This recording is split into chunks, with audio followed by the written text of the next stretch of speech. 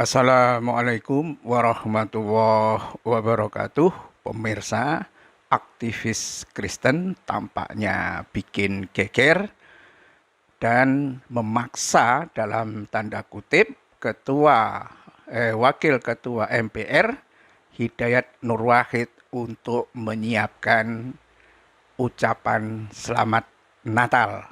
Dan ini pada akhirnya akan kemudian direspon banyak dari kalangan Islam. Apakah itu juga berarti umat Hindu harus memberikan ucapan selamat Idul Kurban ketika umat Islam menyembelih sapi banyak gitu, dan itu adalah dewa-dewa Hindu? Bagaimana sebetulnya duduk persoalan tentang toleransi beragama itu? Ya, ini menjadi tema yang menarik. Dan sebetulnya kami juga sudah pernah membahas persoalan Natal ini, tetapi tampaknya orang-orang Kristen di Indonesia kelihatannya memahami tentang makna toleransi itu tidak begitu jelas. Sementara Natal itu sendiri, kalau ini diberlakukan di Eropa atau di Amerika, perayaan Natal itu adalah pesta hura-hura, ya, yang terjadi di jalan-jalan, di korporat dengan mabuk-mabukan, dan bahkan ada yang disebut sebagai Santa Con, ya, mungkin Santa kolonialis maksudnya, yang memakai seragam merah-merah dan lain sebagainya, seperti Sinterklas atau Santa Claus, tetapi itu tidak ada kaitannya dengan hari raya kelahiran Yesus, karena yang diperingati memang Tuhannya Yunani, itu Tuhan matahari, kelahiran matahari pada 25 Desember mendatang. Nah, ini aktivis Kristen Emerson Yunto, ya, yang menggunakan Twitter dengan dengan sebutan Buya Eson gitu, memberikan tweetnya dengan kata-kata, "Malam Pak Nur Wahid, Wakil Ketua MPR RI, apakah sudah disiapkan teks ucapan selamat Natal untuk umat Kristen di seluruh Indonesia? Jika belum, saya siap untuk membantu Bapak." Apa artinya ini?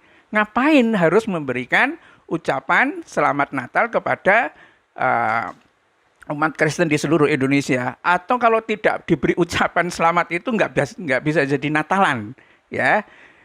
Kan nggak juga. Ya, sementara Natal di pusat kekristenan sendiri, seperti tadi yang saya kemukakan, yang ada di Eropa dan Amerika, itu sudah berubah arahnya.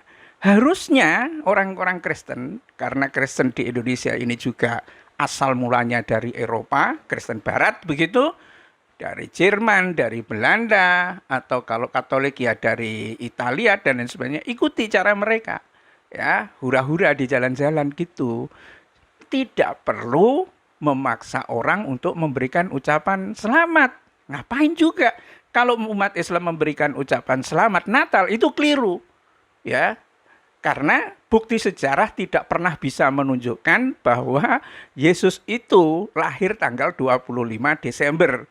Lah, kalau umat Islam memberikan ucapan selamat Natal 25 Desember, yang di situ yang jelas dianggap lahirnya 25 Desember adalah dewa mataharinya agama pagan Yunani, ya umat Islam malah justru salah besar di situ karena memberikan ucapan selamat kepada dewa Yunani itu, dewa mataharinya itu, atau matahari musim semi pertama ketika terbit di timur, ya, 25 Desember itu. Nah, kalau seperti ini kan menjadi repot. Tetapi itulah mungkin pemahaman orang-orang Kristen di Indonesia kurang, ya. Harusnya mereka paham betul tentang situasi kekristenan global hari ini.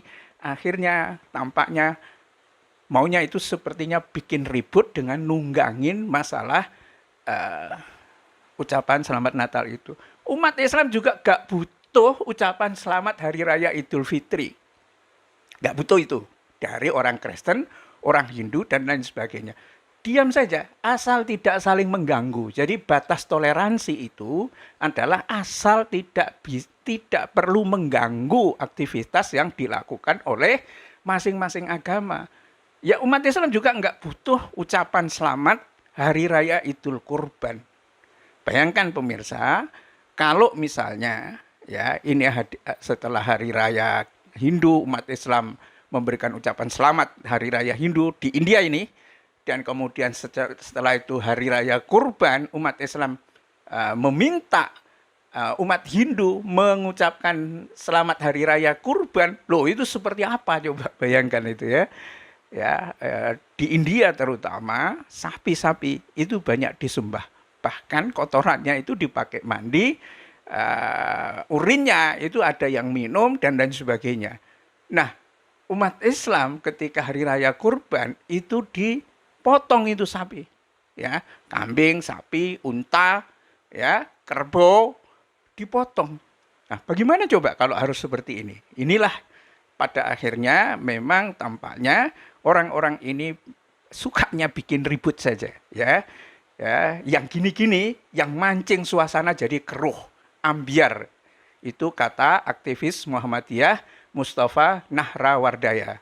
Nah, ya, menanggapi kicauan dari Emerson Yunto yang sebelumnya memang Emerson Yunto mentweet wakil ketua MPR dari PKS, ya, Ustadz Hidayat Nur Wahid soal ucapan Natal itu, ya. Dan kalau yang seperti ini dipelihara terus, ya semakin hari tampak bahwa memang ini adalah suasana gundah gulana dari orang-orang yang kemungkinan beragama Kristen. Seolah-olah kalau tidak mendapatkan ucapan selamat itu nggak mampu gitu, nggak bisa berdiri gitu. Dan memang sudah wajar seperti itu.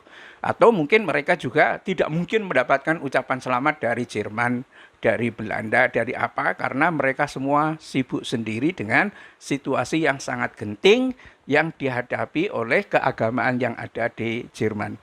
Ngapain kita memberikan ucapan selamat? Kalau misalnya biarawati-biarawatinya itu juga mulai sudah minum bir, ya kan? Menyuguhi bir kepada pasturnya, ya kan? Lalu untuk apa ucapan selamat itu, ya kan? Yang ini juga memang tampaknya pemahaman tentang toleransi beragama, ya, itu tidak perlu kita kemudian kalau yang disebut dengan toleransi kemudian saatnya Natal ke gereja, kemudian saatnya Hari Raya Idul Fitri orang Kristen ikut-ikut rame, nggak ada.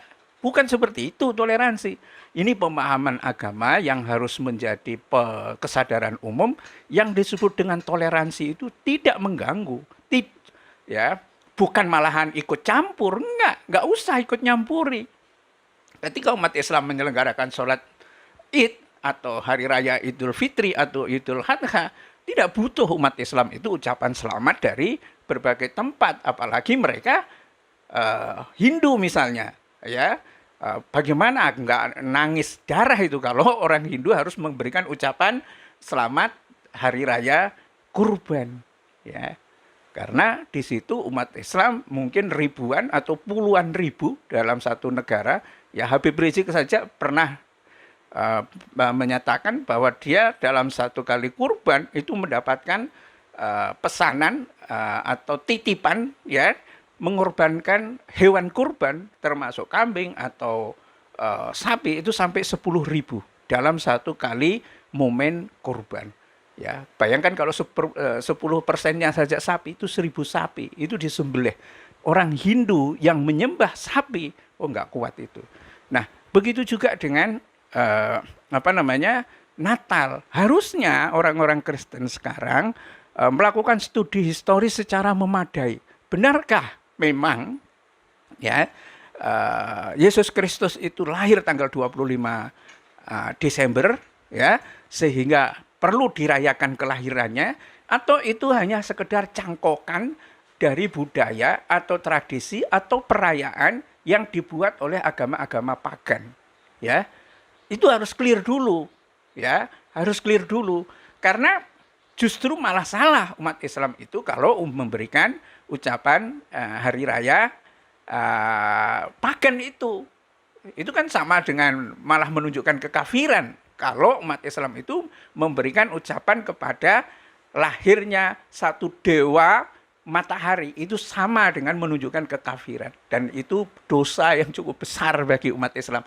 Kalau umat Islam itu mulai mengerti bahwa tanggal 25 Desember itu bukanlah hari kelahiran Yesus Kristus. Bahkan Kristen-Kristen Ortodok yang ada di timur merayakan hari Natal itu bukan kelahirannya Isa itu. Bukan juga tanggalnya 25 Desember itu.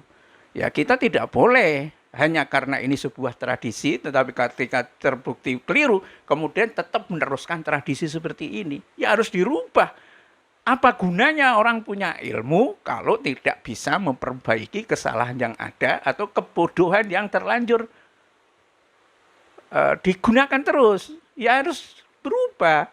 Nah, dalam tradisi Kristen Ortodok Timur, ya, yang dirayakan tanggal 6 atau tanggal 7 Januari, itu bukan kelahiran Yesusnya.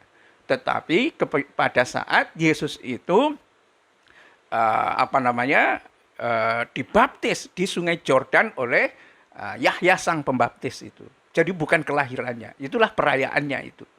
Ya, jadi beda-beda. Nah, karena itu memang perlu saya kira sekedar saran supaya juga isu tentang persoalan ucapan Natal ini enggak terus-menerus terjadi di Indonesia, harus ada kajian ilmiah yang memadai dan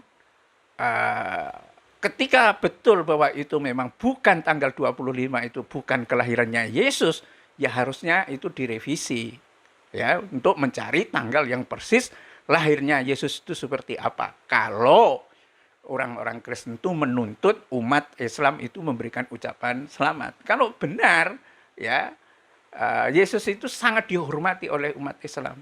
Tetapi kalau salah di dalam menetapkan tanggal lahirnya, loh itu nanti akan memberikan pukulan yang tidak nyaman bagi umat Islam sendiri. Karena sekali lagi seperti yang saya sampaikan, itu hanyalah ucapan untuk dewa matahari yang dianggap lahirnya itu pada tanggal 25 Desember saat di mana matahari terbit pertama kali di musim semi, kalau tidak salah begitu.